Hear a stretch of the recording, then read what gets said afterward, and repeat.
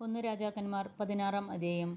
ഹനാനിയുടെ മകൻ യേഹു വഴി കർത്താവ് ബാഷയ്ക്കെതിരെ അരുളിച്ചെയ്തു. ഞാൻ നിന്നെ പൊടിയിൽ നിന്ന് ഉയർത്തി എൻ്റെ ജനമായ ഇസ്രായേലിനെ രാജാവാക്കി.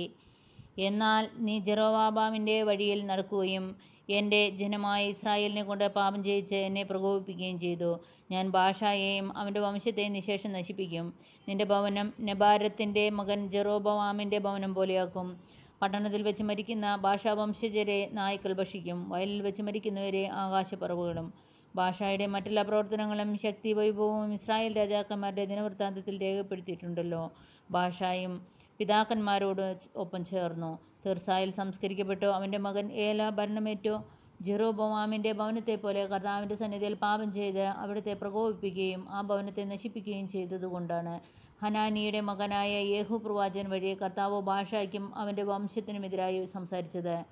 യൂദാ രാജാവ് ആസയുടെ 26-ാം ഭരണവർഷം ബാഷയുടെ മകൻ ഏല ഇസ്രായേലിൻ്റെ രാജാവായ തിർസായിൽ ഭരണം തുടങ്ങി. അവൻ 2 വർഷം വാണു. എന്നാൽ അവൻ്റെ തേർപ്പടയുടെ പകുതിയുടെ അധിപനായ സിമ്രി അവനെതിരെ ഗൂഢാലോചന നടത്തി. തിർസായിലെ നഗരാധിപനായ അർസായുടെ ഭവനത്തിൽ ഏല മദ്യപിച്ച് മത്തനായി കിടക്കുകയായിരുന്നു.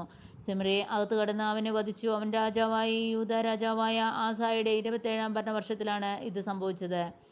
രാജാവായ ഉടനെ അവൻ ബാഷാ ഭവനത്തെ മുഴുവൻ കൊന്നടക്കി. ബാഷയുടെ ബന്ധുക്കളോ സ്നേഹിതരോ ആയി ഒരു പുരുഷനും അവശേഷിച്ചില്ല.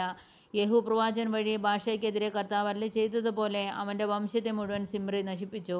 വിഗ്രഹാരാധന വഴി പാപം ചെയ്തും ഇസ്രായേലിനെ കൊണ്ടും ചെയ്യിപ്പിച്ചും ബാഷായും മകൻ ഏലായും ഇസ്രായേലിൻ്റെ ദൈവമായ കർത്താവിനെ പ്രകോപിപ്പിച്ചുകൊണ്ടാണ് ഇത് സംഭവിച്ചത്. ഏലായെ പറ്റിയുള്ള മറ്റു വിവരങ്ങളും അവൻ്റെ പ്രവർത്തനങ്ങളും ഇസ്രായേൽ രാജാക്കന്മാരുടെ ദിനവൃത്താന്തത്തിൽ രേഖപ്പെടുത്തിയിട്ടുണ്ടല്ലോ. യൂദാ രാജാവ് ആസയുടെ 27-ാം ഭരണവർഷം സിമ്രി തിർസായിൽ 7 വർഷം ഭരിച്ചു. ഇസ്രായേൽ സൈന്യം ഫിലിസ്തീൻ നഗരമായ ഗിബത്തോണിനെതിരെ പാളയമടിച്ചിരിക്കുകയായിരുന്നു. രാജാവിനെതിരെ സിമ്രി ഗൂഢാലോചന നടത്തി അവനെ വധിച്ചുവെന്ന് പാളയത്തിൽ അറിവ് കിട്ടി. അന്ന് അവിടെ വെച്ച് തന്നെ ഇസ്രായേൽ ജനം സേനാനായകനായ ഓമ്രിയ രാജാവായി.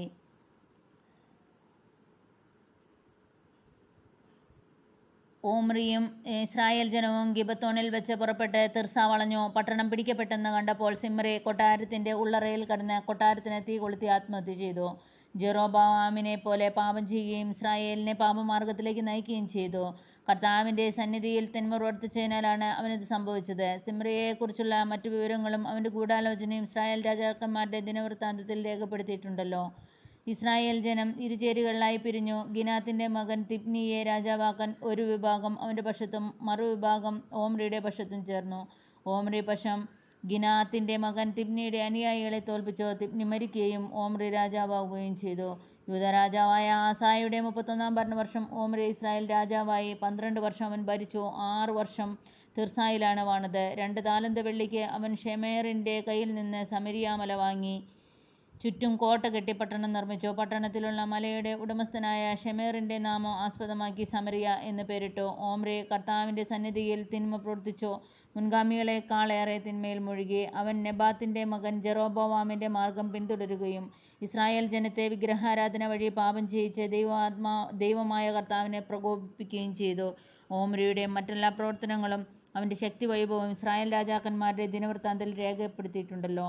ഓമ്രി പിതാക്കന്മാരോട് ചേർന്നു സമരിയായിൽ സംസ്കരിക്കപ്പെട്ടു. മകൻ ആഹാബ് ഭരണമേറ്റു. യൂദാ രാജാവായ ആസയുടെ 38-ാം ഭരണവർഷമാണ് ഓമ്രിയുടെ മകൻ ആഹാബ് സമരിയായിൽ ഇസ്രായേൽ ജനത്തിൻ്റെ രാജാവായത്. അവൻ 22 വർഷം ഭരിച്ചു. ഓമ്രിയുടെ മകൻ ആഹാബ് തൻ്റെ മുൻഗാമികളെക്കാൾ അധികം കർത്താവിൻ്റെ സന്നിധിയിൽ തിന്മ പ്രവർത്തിച്ചു. നെബാത്തിൻ്റെ മകൻ ജെറൊബോവാമിൻ്റെ പട്ടണങ്ങളിൽ വ്യാപരിച്ചത് പോരാഞ്ഞിട്ട് അവൻ സീദോൻ രാജാവായ യത്ബാലിൻ്റെ മകൾ ജെസബേലിനെ വിവാഹം ചെയ്യുകയും ബാൽദേവനെ ആരാധിക്കുകയും ചെയ്തു.